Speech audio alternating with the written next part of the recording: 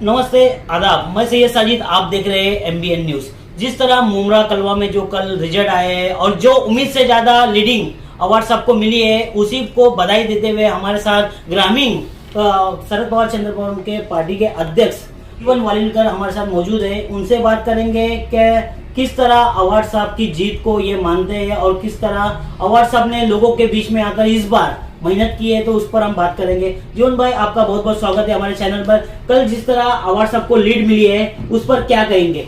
उस पर हम लोग यही कहेंगे कि जो लीड मिली है वो स्वाभाविक लीड थी और वो लीड तय थी।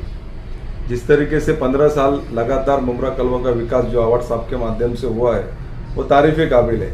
और जो मुमरा कौसा कलवा की जो आवाम है, आवाम ने तय कर लिया था कि हमें अपना नेता चुनना है तो अवार्ड साहब को ही चुन लेंगे। इस बार ये सब कहा गया था कि इस बार बदलाव चाहिए, बदलाव चाहिए। काफी लोगों ने उनकी कलवा से तो काफी लोगों ने कहा था कि इस बार हम वही 15 साल का विधायक चाहिए, पर मुमरा में कहीं ना कहीं लोग बटे थे। पर इस बार मुमरा वालों ने भी बताया हम कहीं बटे नहीं है और ना कटे हैं, तो हमने एक तरफा वोट करके अवार्ड सबको जिताया। तो मुमरा वालों को क्या कहेंगे? मुमरा वालों ने जो साहब का साथ दिया है, उसके लिए हम हमारे पार्टी की तरफ से उनका शुक्रिया अदा करते हैं। मुमरा के जो भी मतदार है, जो भी राष्ट्रवादी शरद चंद्र पवार गुट के हमारे कार्यकर्ता है, पदाधिकारी है, उनका भी हम लोग तहे दिल से शुक्रिया अदा करते हैं। बात यह है कि मुमरा में बदलाव की जो आप बात कर रहे हैं, बदलाव खाली जो राष्ट्रवादी कांग्रेस पार्टी शरद चंद्र पवार गठ को छोड़ के गए थे 2-4 गद्दार लोग, उनको बदलाव चाहिए था, क्योंकि उनका काम उनके हिसाब से नहीं हो रहा था। उन्होंने पार्टी से गद्दारी की थी और बाद में उन्होंने अवार्ड साहब के ऊपर बेछूट आरोप लगाना शुरू कर दिया था। उनका ये मकसद था कि हम लोग जातिवाद का राजकारण करेंगे तो कहीं से पब्लिक उनको सपोर्ट करेगी।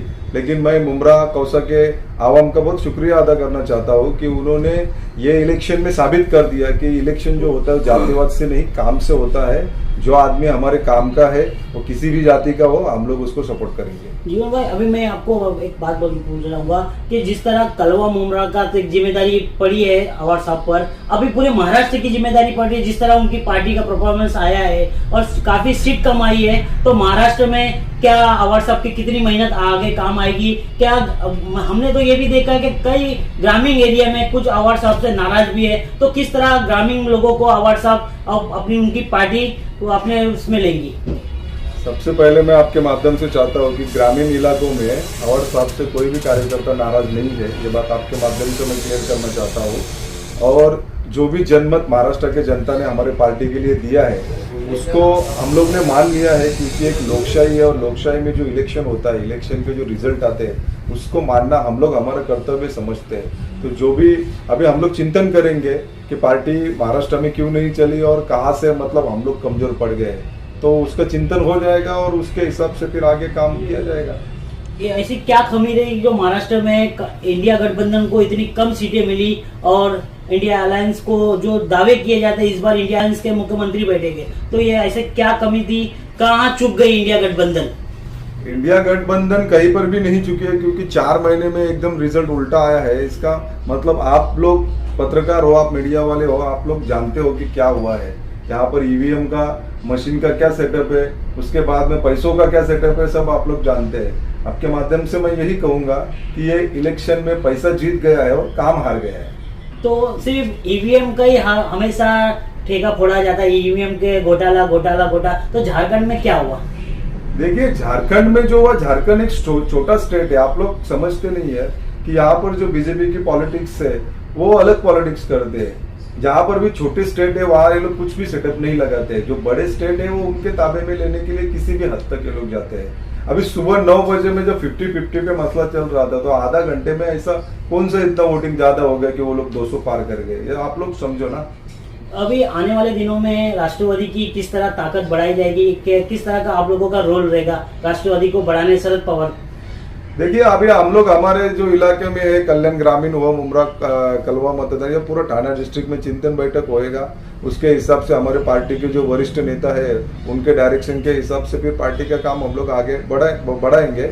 और कार्यकर्ता अभी ढले नहीं है, कार्यकर्ता कहीं पर भी टूटे नहीं है, कार्यकर्ता के हौसले अभी भी बुलंद है। राष्ट्रवादी कांग्रेस पार्टी के जो भी कार्यकर्ता है, उन्होंने काम अच्छा ही किया है और हौसले उनके टूटने नहीं देंगे, क्योंकि अवार्ड साहब जैसे नेता हमारे साथ में है, तो हमें आगे बढ़ने के लिए ज़्यादा टेंशन लेने की गरज नहीं है। मैं आपके माध्यम से हमारे नेता डॉक्टर जितेंद्र आव्हाड साहब को जीत की बहुत बहुत शुभकामनाएं देता हूँ, और उसके साथ में जितने भी पार्टी के कार्यकर्ता है, पदाधिकारी है, जिन्होंने एक महीना से काफ़ी मेहनत से काम किया, हर एक घर तक वो लोग पहुंचे, आव्हाड साहब के काम पहुंचाए, तो उनका भी मैं आपके माध्यम से शुक्रिया अदा करना चाहता हूँ। तो जैसे कि हमसे बात की जीवन वालीकर ने, हम उनको बधाई देते हैं कि आने वाले दिनों में ये आगे भी ऐसी पार्टी के लिए काम करते रहे, और जो भी वादे किए गए इस इलेक्शन में तो इनके नेता उसको वादों को पूरा करें। तो ऐसी खबरें देखने के लिए बने रहे हमारे साथ। जय हिंद, जय महाराष्ट्र। हमारे चैनल को सब्सक्राइब करें, बेल आइकन जरूर प्रेस करें, हमारी न्यू वीडियो सबसे पहले